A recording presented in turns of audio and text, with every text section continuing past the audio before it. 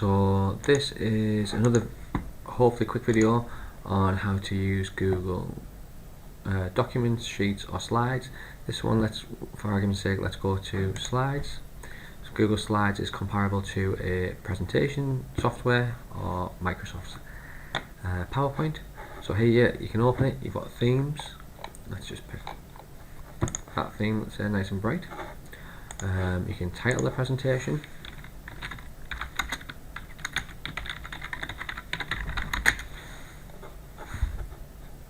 If I spelled things right.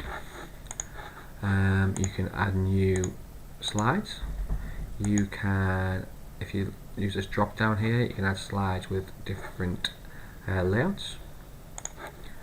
You can change the background, you can change the font, so you can do all the things that you'd expect to be able to do. Some good features, because it is online, we can do the share, so we can get a share of a link, or we can share with specific people. The preferences are still can edit, can comment or can view, so you can do that with specific people. We can insert, and we can insert text boxes, audio, video. As I say, because it is online, what is quite neat, that let's say you're in class and you need a timer. So let's say you're searching YouTube, so 2 minute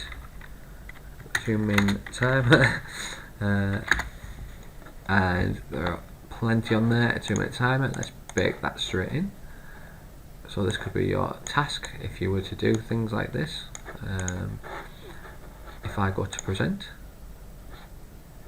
and then just put that, here's your content, here's your task, and live in the corner you've got a 2 minute timer. Nice and easy. Close that off with escape on the keyboard. But yeah, that is pretty much it. You can also, to be fair, this isn't just exclusively for presentation or Google Slides, it's for Excel, I apologise, not Excel, for Google Sheets or for Docs. You can actually click on this button and you can see the engagement or the history of actually what's been going on in this document. But yeah,